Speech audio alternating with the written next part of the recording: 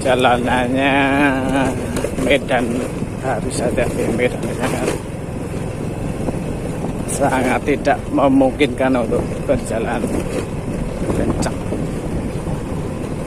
pelan-pelan dan harus hati-hati.